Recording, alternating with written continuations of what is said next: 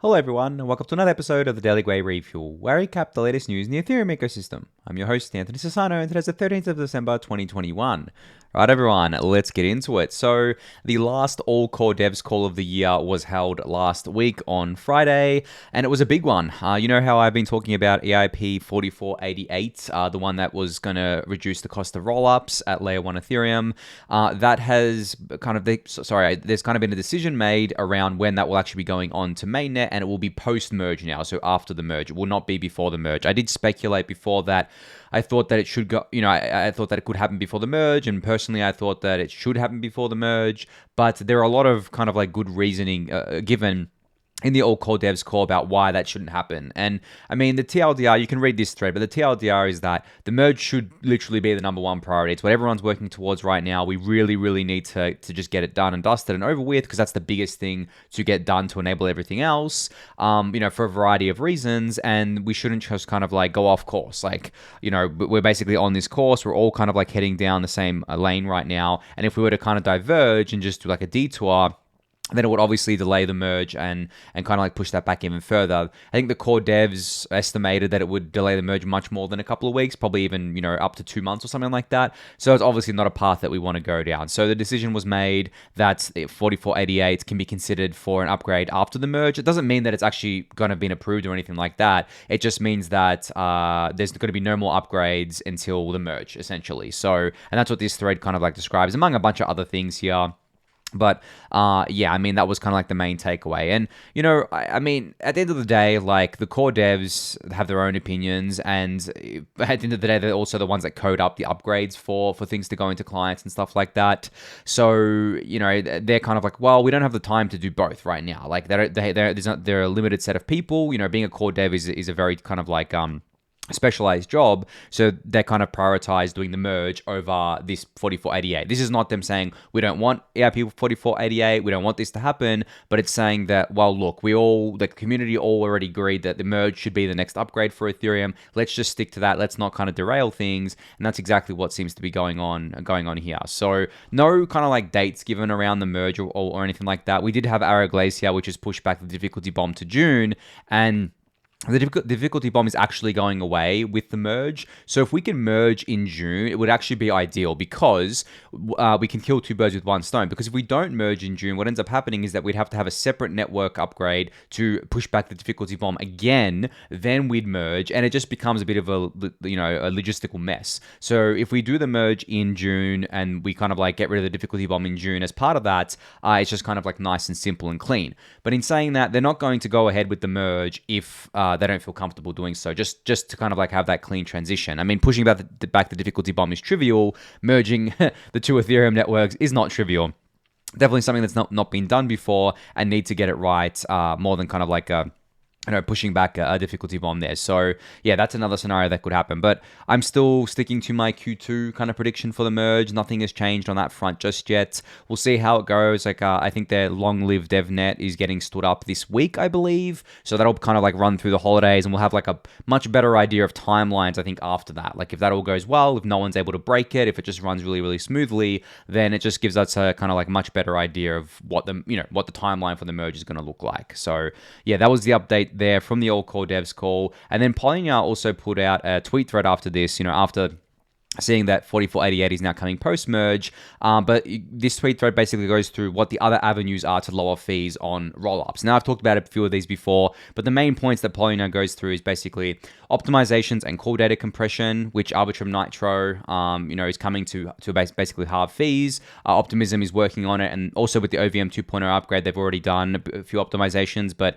neither of Arbitrum and Optimism are doing core data compression right now, I believe. While it's supporting BLS signature aggregation, BLS signatures, Arbitrum can enable it. Easy 1K, 1,000 gas reduction, which is not negligible there.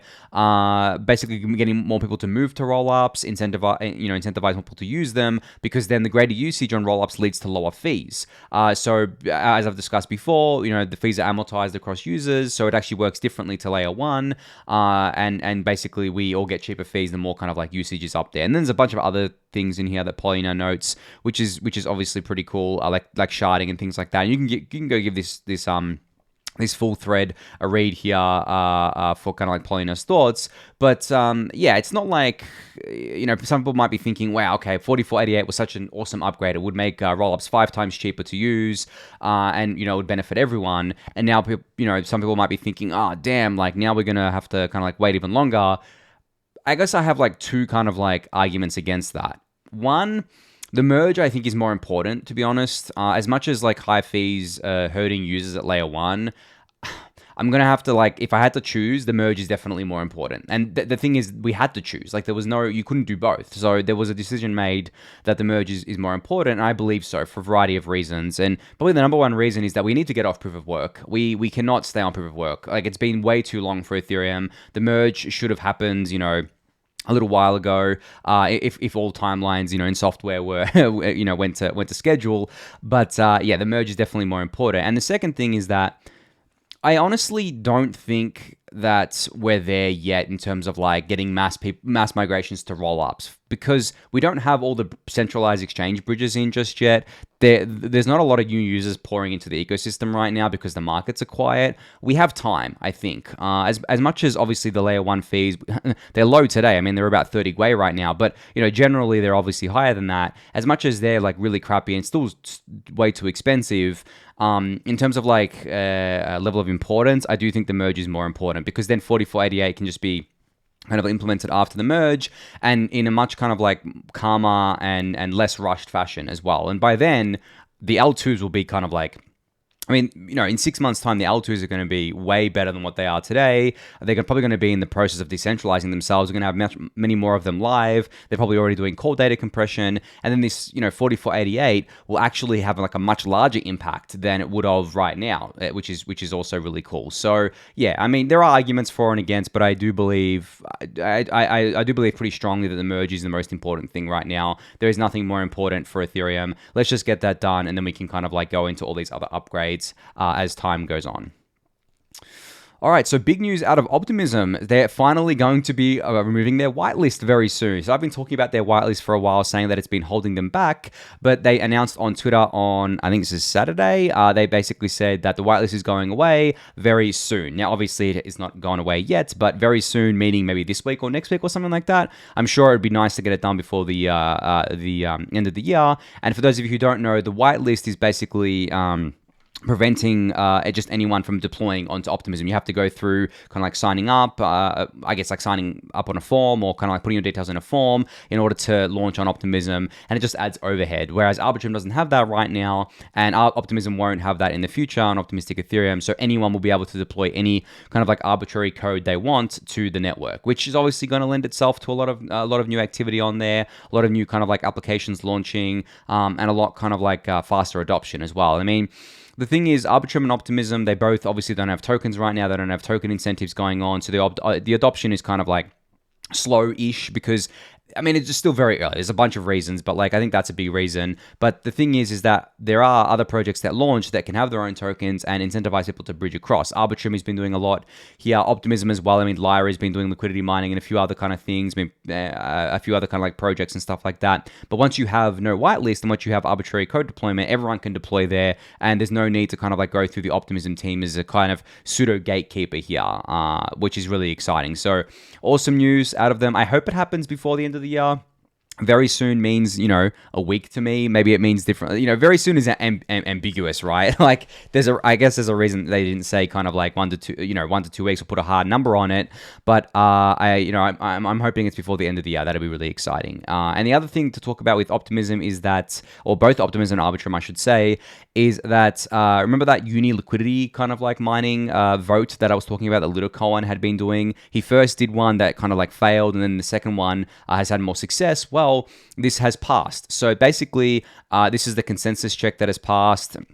So essentially, people want it. Like he's basically saying, okay, well, people want uni liquidity mining on L2 and Optimism and Arbitrum in order to kind of like bootstrap some adoption there, or I guess like turbocharge the adoption there. And then the final on-chain vote is coming up soon, and that's where shit gets serious, as Little Cohen says here. And that's when, once that final vote is done, and if it passes that, that's when the liquidity mining will happen. Just like, as I mentioned last week, the vote had passed on-chain for getting the Uniswap V3 onto the Polygon POS chain. chain. So a lot of cool stuff happening in Uniswap land on the scalability front. This is awesome. I mean, it's funny because Uniswap is already doing a lot of liquidity at layer 2 through Arbitrum and Optimism, but getting liquidity mining rewards on there is just going to, I think, I should say a lot of volume, not a lot of liquidity, but that's going to bootstrap basically the whole ecosystem, because not only are people going to bridge across liquidity to use Uniswap, but they're also going to kind of like look and see what else is around. This is exactly what happened with Ethereum layer 1, where people came in, they brought their assets in, they brought their assets on chain, and they started doing things because of compound liquidity mining or yield farming. Then more and more apps kind of like came onto the scene, and people kind of like interacted with them, and it was just basically a really big kind of like marketing tool for all of these ecosystem in Ethereum layer 1. Now we're going to do the same thing at layer 2, and could this trigger a true kind of like Arbitrum and Optimism season? I think so. I mean, Ethereum didn't need to issue ETH tokens, right, as liquidity mining rewards, as a lot of these other L1 networks do. So I don't think L2s necessarily have to have their own token and kind of like issue them as liquidity mining rewards in order to bootstrap liquidity. I think the app layer can easily handle it if done right, and I think doing it through Uniswap is genius, because Uniswap is the biggest app in Ethereum, still to this day, or at least one of the biggest. I mean, I think it's the biggest in terms, like, depending on what metrics you use, but it's huge, obviously. So, and it has the brand awareness, it has kind of like the user base to get people to use it at layer 2, especially if there's kind of like more uni tokens to be made or uni tokens to be farmed. I'm pretty confident that would lead to an explosion in liquidity for Uniswap, but also an explosion in kind of like activity on all these other apps on these L2. So very much looking forward to that. So I'll keep guys updated on this, see what the on-chain vote, see what happens with the on-chain vote for sure. So Sandeep put out a great tweet before, Sandeep from Polygon, where he said, Ethereum is transitioning from a C2U chain-to-user platform to C2C chain-to-chain platform via layer 2. As my brother Mihailo said, Ethereum equals Web3, get ready for the mass adoption of Web3. Now, this is, I guess, like a really cool, or I guess like this is really a really traditional way of kind of talking about the relationship between Ethereum and L2, because obviously with traditional businesses you have like B2B, which is business to business, or B2C, business to consumer, or you can have like more complex constructions, but those are kind of like the basic stuff there. So C2U being chain to user, so Ethereum kind of like layer 1 to user is what we're all kind of like used to and have been using for quite a while. But then there's C2C, chain to chain. And this is basically another way of saying that Ethereum is the settlement layer for these layer 2 chains. So the layer 2 becomes chain to user, all right? But the layer 1 becomes chain to chain, where all the layer 2s feed into layer 1, they pay it for security, and that's obviously going to price out every other user in the long term. And then the users basically do their chain to user stuff at layer 2. So it's just like altering the relationship there, where, and in a much better way as well. I mean, even if layer 1 Ethereum had cheap fees, I still don't think it'd be something that we could scale to the globe, because it has 13-second blocks or whatever, and 12-second post-merge. That's not fast enough. Like, no one wants to wait around. Whereas on the L2s, we have like instant confirmation with delayed finality, which I think is amazing. Like, I think that's the proper way to do it, because obviously, as I've said before, we get to preserve this decentralization and security of layer 1 and then push everything else to layer 2. And that's exactly what we're doing here. We're pushing the chain to user paradigm to layer 2 where it makes sense, and we're keeping the chain, or we're introducing, I guess, the chain to chain paradigm of the layer 1 and layer 2 kind of relationship there. But it's also the side chains and the commit chains and anything really that can like bridge and talk to Ethereum is, can fall into that category. But it makes a lot of sense when it comes to layer 2s, because they obviously inherit Ethereum security and decentralization. So you could think of it as like Ethereum is a business, it's selling its services, its product, which is block space, to these layer 2s, and that block space is essentially a very scarce asset, and these layer 2s outbid each other to, like every other user on L1 outbids each other to purchase space in that block. So that's the kind of like paradigm shift that's happening right now. And in the long term, as I've said, I believe Ethereum L1 will just be a settlement layer for rollups and for probably some whale transactions and stuff like that, and maybe some high value NFTs, but definitely not a regular chain to user platform. That is going to be a layer 2s, and eventually, people are going to be interacting with these things just using kind of like interfaces that abstract away all of this. They're still going to be using kind of like a blockchain, so to speak, but they're not even going to be kind of like knowing that they're using it, which I think is going to be, the path to mass adoption, which I think is really cool. So I mentioned Polygon Zero last week, which is the new kind of like ZK rollup out of the Polygon ecosystem that they acquired Mia Protocol for 400 million. This is a sneak peek of Polygon Zero's sub-second ZK recursive proofs. Now I mentioned this last week where they were doing proofs in 0.17 seconds on a laptop, and the laptop in this case is a MacBook Air M1.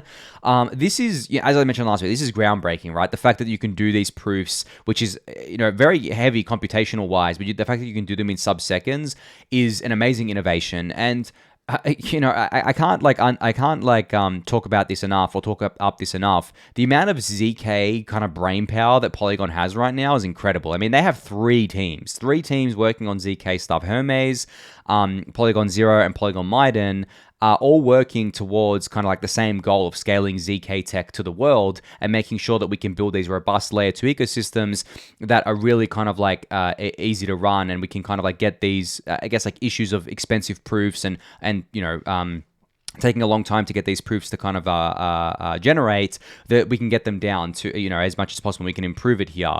So yeah, I mean, I'm just so pumped for Polygon ZK ecosystem. I've been pumped for it for since they kind of like acquired Hermes and then Maiden and now Polygon Zero.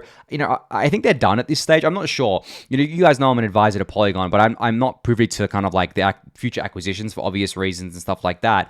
But I'm not sure if they're done in terms of like acquiring teams. I would say that if they find another team that they could acquire, they probably would. But the funny thing is about ZK teams is that there's not many of them. Like, there's ZK Sync, there's Starkware, and then there's Polygons, and there's Scroll, which is part of the Ethereum Foundation. But really, ZK teams are some of the scarcest kind of like assets in this ecosystem, because it's such new tech and it's such specialized tech using such kind of like, moon math that basically you kind of like either need to kind of do mergers and acquisitions or I guess like a merger or an acquisition to get them, as part of your ecosystem, or you need to hire people out of it and start up a new team. And Polygon's obviously gone the route of kind of like acquiring these teams and giving them basically unlimited funding to do whatever they want, which I think is the proper approach, because that way these teams get to build amazing open source software, amazing kind of like open source ZK tech, and they're not kind of like beholden to kind of like any other kind of like entity, which is obviously amazing. But yeah, just wanted to highlight here a little teaser of the sub-second ZK recursive proofs from Polygon Zero. So Metamask is teasing another feature in this video here. They're saying just in time for Christmas. This is a feature called Transaction Insight, where it will give you more transparency into your transactions details before approving them. Now, this video doesn't really go into any detail about this. It's just like a kind of like teaser screenshot. I did ask for a more detailed blog post, and they did reply saying that more details will be shared in the coming week, which is cool. But this is great to see, because as I've said before, one of the most dangerous things in kind of like not just Ethereum land, but just like when you're doing stuff on blockchains, is signing something and not knowing what you're signing.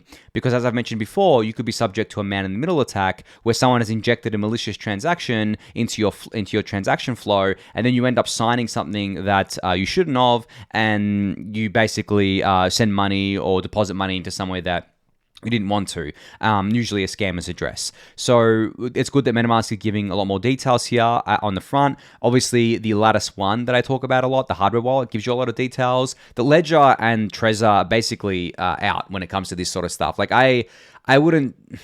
Personally, I don't trust them with large kind of transactions, and large is relative, I guess, like for people, because it's hard for me to trust them, because I'm like, okay, well, I've got no guarantee that there's not some sort of malware on my PC that somehow got there that's going to do a man-in-the-middle attack. So I check everything that I sign, but MetaMask doesn't give me enough detail. The Lattice one does give me a healthy amount of detail, and the Ledger gives me basically nothing. So it's just scary whenever you're doing that and kind of like wondering, okay, am I signing a transaction that is just going to rug my entire portfolio, right? Like, I don't move around my entire portfolio very often, but, a lot of people do. Like, if you're going to cash out a large chunk and, you get man-in-the-middle attacked, it's a scary prospect, because what ends up happening is you could send a large chunk of your portfolio to a scammer and there's no recourse. So I'm very glad to see MetaMask taking this more seriously and introducing more detailed transaction transparency here, and I can't wait to see them detail this and kind of like explain how it's all going to work, because I think there's one side of it which is giving the user the information,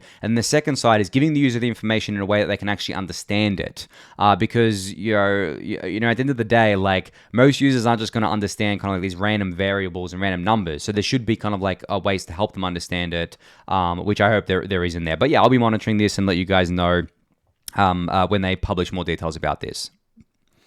So ETH TVL on Aztec has been exploding lately. So since September, I guess like 2021, it's gone from about, what does that look like to me? That looks about 300 ETH, I would say, to, I guess, like 2,000 ETH now. So pretty nice growth here on Aztec, which is a privacy layer 2 protocol, as I've talked about before on the Refuel. Now, it's always funny when I see these kind of like charts, because I kind of think to myself, one of two things. Is it adoption of people actually wanting to use what Aztec is kind of building, which is privacy payments? I think, a decent chunk of that would be.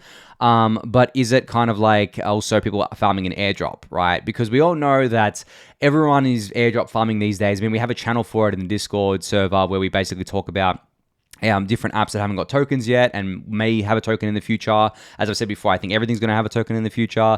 And like, how do we farm an airdrop for it, essentially? So I think that's what, at least some users are doing. But at the same time, Aztec just keeps kicking goals with their products. They keep bringing out new products. I mean, Aztec Connect, as I detailed last week, is on testnet right now. I'm sure that'll be on mainnet soon.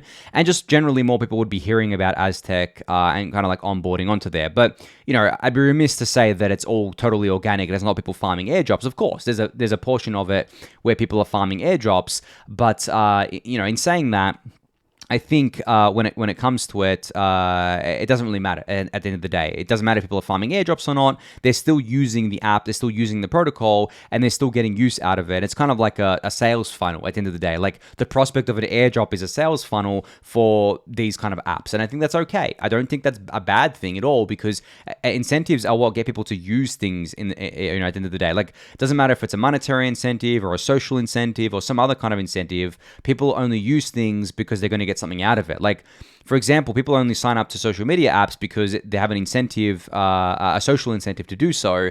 A lot of people only use things on chain, on Ethereum, because they have a financial incentive to do so.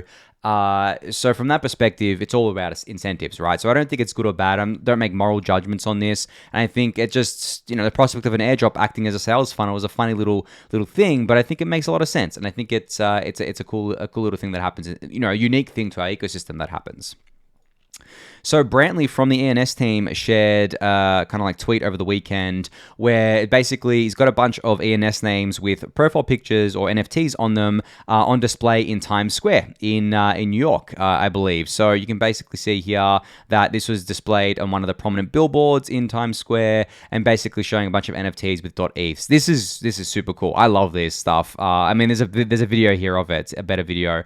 I love this sort of stuff. The fact that like you have crypto stuff in such a prominent place is just crazy to me. Like, especially from where I came from in crypto, like how small it used to be. And then just like seeing it kind of like, whenever I see stuff like this, like in the real world and kind of like seeing it bleeding into the real world, I kind of like take a step back and think to myself, wow, we have come such a long way from the days of people thinking this was just some fringe thing that no one was ever going to use, that it was only used for kind of like drugs and criminal activities. It's just so amazing when I see stuff like that. We really have come such an amazingly long way. And, this isn't the first time something has been up on, in Times Square, but it's just awesome that we can keep doing this. Like, it's awesome that it's not a once-off thing, because there were some things like this during 2017 and I guess like early 2018 where people thought the bull market was still on, where it was very flashy, but it wasn't like this. It was more kind of like spammy ICOs or scammy ICOs and more kind of like just ugly crap that was going on in the ecosystem at the time. But now it's more about the vibes, right? It's more about the GM vibes, the .eth vibes, the NFTs, and all that sort of stuff. So yeah, whenever I see this, I just get a smile on my face. So I just wanted to share it with you guys.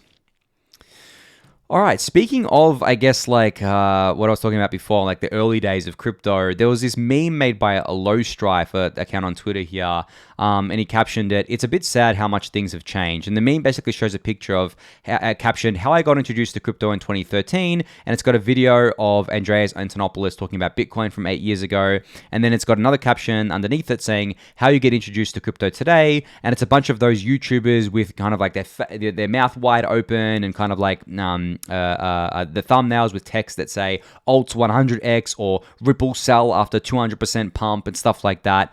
And I saw this and I was just like, wow, like this hits hard, right? I got into crypto not because of Andreas, but I kind of like got into crypto in 2013 through a friend. And then Andreas was like really one of the only people back then, if not the only person back then, evangelizing Bitcoin in such a really big way. I don't think he was the only one, but he was like the most prominent one, I think. And I watched all of his stuff. Like I was obsessed with his stuff. He had such a clear way of communicating the value prop of Bitcoin, the dream of it, why it's so special. And he just, he did it all for free, right? He was so honest about it. Like, there's not a dishonest bone in this guy's body, right? And he was just like such a champion for Bitcoin at the time. And it was just a really, really great way to get introduced to it. Now, fast forward to today, and Andreas is still around doing everything he's doing. I kind of like got inspired by Andreas as well. It's it's one of the reasons why I do what I do in the education front. We have really cool other ecosystems like Bankless, of course, and the Defiant. I mean, there's a bunch of them now, right? A bunch of educational ecosystems out there, not just kind of like Ethereum focused, but also crypto focused. But the sad reality is that the biggest accounts on YouTube, biggest crypto accounts at least, are the ones that do this in the picture. They do the stupid thumbnails, like BitBoy here, for example. He has, over 1 million subscribers? And I don't even know the other ones, really. Like, I don't even know what they're called because I don't watch this stuff. But that's what a lot of people get introduced to crypto with these days. And that's why you see during the really hot bull market periods, the absolute crap just pumps, like SHIB and Doge and all this meme stuff just absolutely goes gangbusters, because that's what these people are shilling to their audience. And they're doing it because it's what the algorithm rewards. The YouTube algorithm is geared towards kind of like getting, it's geared towards kind of like getting as many eyeballs on content as possible. But the thing is it's got a limited way to do that. So if you want your content to stand out, you need to kind of do a thumbnail like this, right? Because it appeals to people's psychology, and you're more likely. It's psychologically proven that you're more likely to click on a thumbnail like this rather than a thumbnail that basically doesn't tell you anything about the video. Which I understand, I get that, but at the same time, it just warps the incentives completely, and it basically drives the incentives to kind of like people shilling all this stuff because they know it gets the most clicks, and then it ends up in a vicious cycle where even the honest content creators need to do this in order to stay on top of the game, in order for the YouTube algorithm to reward them, because their algorithm rewards content that is popular. And if your content is popular, you're gonna get ranked higher. And to get popular content, it's very easy to do that when you've got like thumbnails like this and you're promising riches to people and you're doing all this kind of like other stuff, right? So from that perspective, I don't kind of like necessarily blame people for doing it, but I do kind of like have a big issue with people kind of doing it and then just like selling people hopes and dreams and stuff. Like, people will shill coins that they have like a big bag in, won't disclose it, they'll dump on their followers, they'll also have kind of things they're trying to sell you, like trading courses, stuff like that. There's a lot of that stuff going on, and it just kind of like muddies the waters, because say you're a new person that comes into crypto today, you're completely new, you have zero context about anything, and you search, crypto, you search Bitcoin, you search Ethereum on YouTube. The top results are going to be this crap. The top results aren't going to be Andreas Antonopoulos or some, other honest kind of educators. The top results, more often than not, are going to be these crappy videos here. And you're going to watch them, and then you're going to think, wow, okay, like this person knows what they're talking about, because you have zero context, and this person sounds like they have a lot of context, especially if they're speaking confidently about it, and you're going to get like trapped in that hole, and then you have to kind of like dig yourself out of it and kind of like make a conscious decision to be like, no, wait, okay, this seems a bit dodgy, seems a bit fishy, I'm going to ignore this, and I'm going to go, find the honest content creators. But it becomes really hard to find the honest ones because they're being drowned out by a sea of dishonest ones. And, I've seen this play out time and time again. Whenever I talk to people outside of the ecosystem, they have such a warped view of cryptocurrency, and it's dictated by these sorts of videos, the mainstream media coverage. It's so bad. I have to kind of like spend so much time convincing them first that crypto isn't just a scam or isn't just a casino and actually has real value behind it.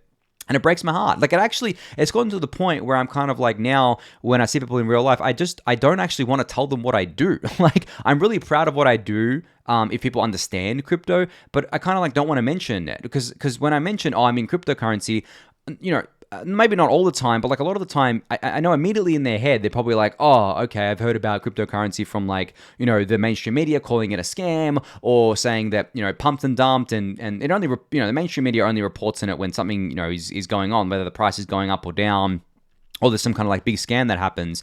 Then I have to walk the people through. Well, no, it's not all a scam. There's actually things being built. And, it's actually, it gets kind of easier for me because I'm in Ethereum. Like, I can't imagine what it's like for a Bitcoiner. That'd probably sound crazy to the average person. I'm sorry, but like, for them to try and sell Bitcoin to the average person being like, oh, it's digital gold. It's kind of like protects you against this, protects you against like, rogue governments and kind of like inflation and stuff like that. To the everyday person, that's not going to mean much to them, right? Whereas with Ethereum, I find it pretty easy to explain to people once I get going. I can basically say to them, well, Ethereum is like a platform that you can build applications on, like your iPhone or your kind of like Android phone. And it just, the analogies click for people. But yeah, I don't know how Bitcoiners do it because really Bitcoin today is really only just like a digital gold, and it's not even really an alternative money anymore, at least to me. But anyway, I think just like looking at this like meme, I guess you could call it, it was just sad for me because I really wish that the algorithms rewarded the honest content more. But the problem is that the algorithms don't know. They don't know what the content is. They're not smart enough to know that. Maybe in the future they will, but they don't know the difference between an Andreas Antonopoulos video and a clickbait buy my token video. Because the clickbait buy my token video is more popular. So the algorithm's like, okay, well this content must be better than this content because it got more views. But the only reason it got more views was because it had a better thumbnail and had a better title on the video, and that's just how it works at the end of the day. That's the only way it actually can work, because in the attention economy, you need to do that in order to get to get people's attention. As I've discussed before, attention is the most scarce resource in today's world, and the fastest way to get it is to appeal to people's psychology or to appeal to kind of like their monkey brain, which is exactly what these thumbnails do. And it's been proven time and time again. It's proven by the market. It's proven by the algorithms that people love this sort of stuff. And there's actually guides on how to do this now. I'm pretty sure YouTube even provides these guides saying use a thumbnail that will attract people to your video, because that's the first thing they see before anything else. They don't, they'll see the title, but that'll be after they see the thumbnail. So if you want to get maximum clicks on your videos, that's what you need to do. Now, obviously, for the Daily Gwei, I don't use clickbait titles or thumbnails. I don't want to attract that crowd to the videos. I want to attract people who just want to learn about the fundamentals behind Ethereum and, the crypto space more generally. I'm not trying to sell anyone anything, of course. But the thing is, there's a lot of people that do this, and there's a lot of people that put out these videos, and they have really, really big channels. I mean, BitBoy has millions of subscribers. As I said, like, I don't know who most of these people are here. And he will just constantly talk about like every kind of like token under the sun. He'll get like insider allocations to it. He'll get paid to do it. And there's not really disclosures anywhere. And then his followers are the ones who kind of like lose money in the end. And that's why you have like such extreme bull and bear kind of like cycles within crypto, because there's just so much money that goes to waste. I actually consider it wasted money. But at the end of the day, maybe that's how people have to learn. Like, if people learn from that, that's fine. Because I mean, in 2013, I fell, even though I was watching Andreas, I still fell for scams and pump and dumps because I was really new to the ecosystem. But I really do hope that we can kind of like get to a point where it just gets better. Because at the moment, it just seems like it's getting worse, where we have like too many pump and dumps. You have too much money kind of going to the wrong people. And it just feels like, how is this ever going to stop? Like, how do we ever change this? The only thing we can do is keep building, right? Keep building good products, and services, keep educating, and make sure we call this stuff out when it kind of like becomes prevalent, which is, again, another double-edged sword, because if you call it out, you give it attention, and then by giving it attention, it's just even worse. So I don't know what to do here, guys. Like, I'm at a crossroads myself with this sort of stuff, but I did want to just give some color around that, because I did write today's Daily Gwei newsletter about this too, but it's just something that I think about a lot as well. But definitely don't expect me to do any kind of like wide mouth clickbait thumbnails for the Daily Gwei. I will never do that, or in like any clickbait titles. But you look at my channel and then you look at, someone else's channel that does that. It's a night and day difference, right? So I don't blame kind of the honest content creators for kind of like going more towards that, especially if it's their living. Because like for me, I do Daily Gwei for free, right? But for a lot of content creators, it's their living. It's what they do to kind of like, they need to make money off of it. So they need to kind of like employ those tactics. So I get that. But it's when it gets to the point of like these other kind of like YouTubers where they've made so much money already and they just really don't need to be doing this kind of crap, but they keep doing it because it's so lucrative for them. But anyway, I'm going to leave it at that because I've gone on enough about that. So yeah, that's it for today. Thank you everyone for listening and watching. Be sure to subscribe to the channel channel if you haven't yet. Give the video a thumbs up, subscribe to the newsletter, join the Discord channel, and I'll catch you all tomorrow. Thanks, everyone.